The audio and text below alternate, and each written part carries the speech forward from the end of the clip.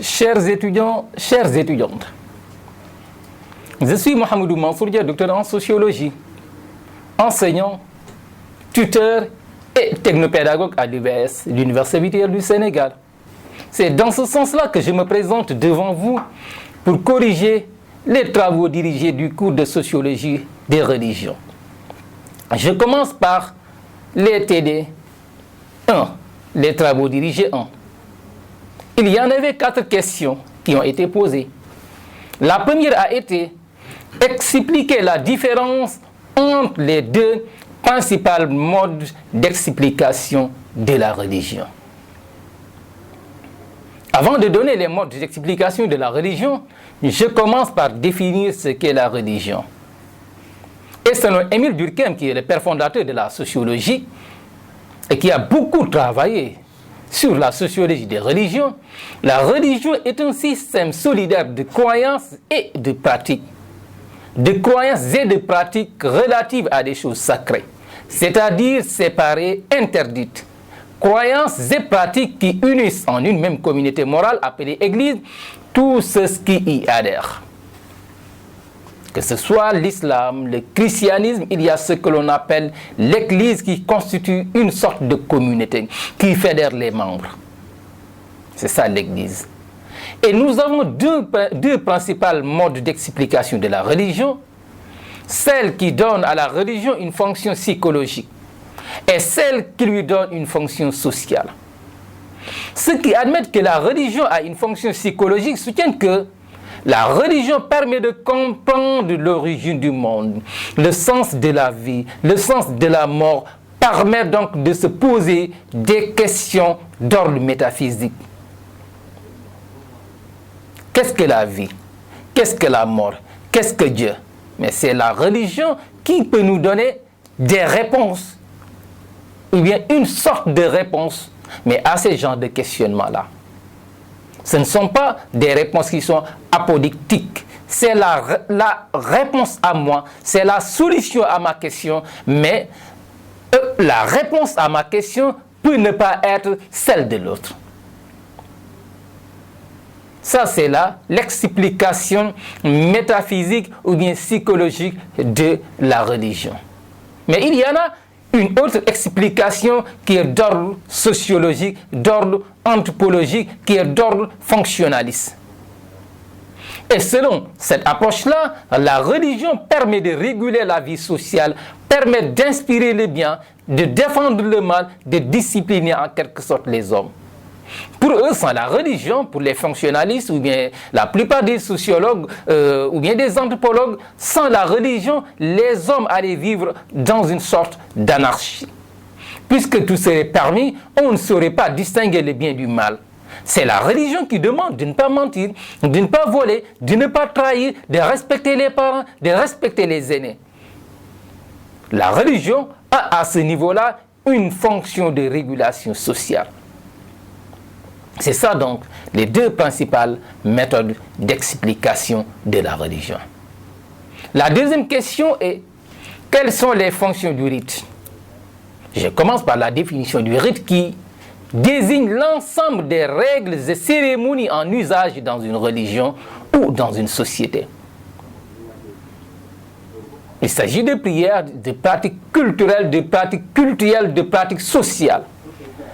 Le rite remplit plusieurs fonctions, dont celle thérapeutique, celle de protection, celle de cohésion sociale, celle de revivification d'une religion, celle d'interprétation du monde, celle de méditation, celle d'initiation, celle de communication et entre autres. Je commence par la fonction thérapeutique du rite. Tout près de chez nous, il y a les Lébou qui font ce que l'on appelle le NEP. Le NEP a une fonction sociale. Le NEP permet de guérir certaines maladies, notamment la folie. C'est ce qui confirme que le rite a une fonction thérapeutique parce que les Lébou s'en servent pour guérir la folie. Le rite a aussi une fonction de protection. Au cours cours du mois de mai, il y avait une cérémonie qui a été organisée par les Sérères. À quoi servait cette cérémonie-là? Mais à protéger la communauté sénégalaise. Parce qu'à l'approche de l'hivernage, je pense que c'est devenu une habitude pour ces Sérères-là d'organiser ces genres de cérémonies-là, ces genres de rites-là, en quelque sorte, pour protéger la communauté contre les accidents, contre les malheurs que l'hivernage apporte parfois, parce que l'hivernage apporte aussi bien des malheurs que des bonheurs. Eux, donc, ils ont l'habitude d'organiser ces genres de cérémonies-là, mais pour protéger la communauté sénégalaise. Le rite permet aussi de vivifier une religion. Sans la prière, sans le jeûne, sans les pratiques culturelles, rituelles, une religion n'allait pas perdurer. Si l'islam existe jusqu'à présent, mais c'est parce que jusqu'à présent, on continue de prier, on continue de jeûner, on continue d'adorer Dieu. C'est ces genres de pratiques-là qui permettent de revivifier une religion. Même avec les confréries, une confrérie qui n'a pas de pratique rituelle n'a pas d'avenir. La religion permet aussi de méditer. On peut donner l'exemple des khalwa. Dans certaines confréries, on fait ce que l'on appelle les khalwa, qui constituent des retraites spirituelles. Des retraites pour rompre avec le monde profane, pour être en contact permanent avec Dieu. Il s'agit alors de la méditation. Et ce sont ces genres de pratiques, ces genres de rites-là qui permettent donc de rompre avec le monde profane et d'être en contact avec Dieu. Le rite permet aussi, ou bien peut constituer une méthode d'initiation.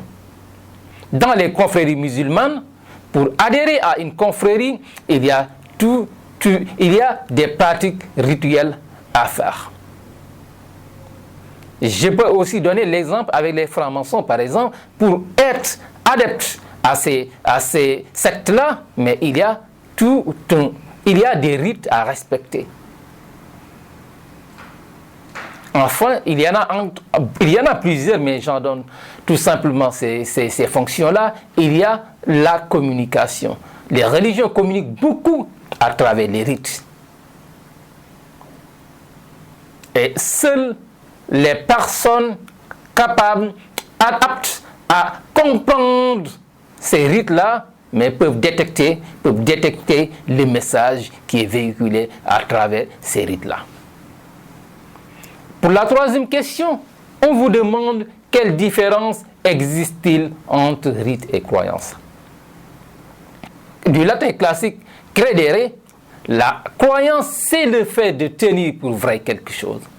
C'est le fait de croire, c'est le fait de penser, c'est le fait d'avoir confiance, c'est le fait de se fier à l'existence de quelqu'un ou bien de quelque chose, à la vérité d'une doctrine, à la vérité d'une thèse.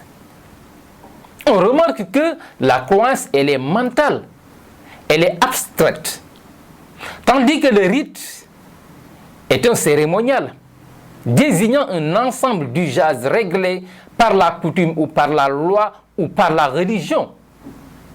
Le mot cérémonial s'applique aussi bien aux démons religieux qu'aux manifestations civiles ou politiques. On remarque que si la croyance est mentale et abstraite, le rite est au contraire pratique. C'est ça la différence entre les deux. La dernière question est: qu'est-ce que le désenchantement selon Max Weber? Le sociologue allemand Max Weber conçoit le désenchantement comme étant le processus de rationalisation qui traverse toutes les sphères de la vie sociale, de telle sorte qu'elle ne laisse pas en rade l'aspect religieux, qui pour Max Weber finit même vers le monothéisme. Au début, il y avait des religions polythéistes. On croyait à plusieurs dieux. Le dieu de la terre, le dieu du soleil, le dieu du vent. Donc, avec la rationalisation de la religion, on abandonne davantage les religions polythéistes pour se fier aux religions monothéistes. Mais avec la rationalisation, surtout la rationalisation en finalité, on abandonne même les religions monothéistes pour tendre vers l'explication ou bien les types d'explication d'ordre positiviste, d'ordre scientifique. Donc c'est la science qui fait loi. En d'autres termes, les désenchantements, c'est le déclin de la magie et des religions polythéistes en tant que technique de salut ou bien en tant que vision du monde. L'esprit scientifique se substitue à l'esprit religieux et les individus laissent de côté la morale, la religion et l'éthique au profit de la rationalisation, plus précisément au profit de la rationalisation par la finalité. Je vous remercie.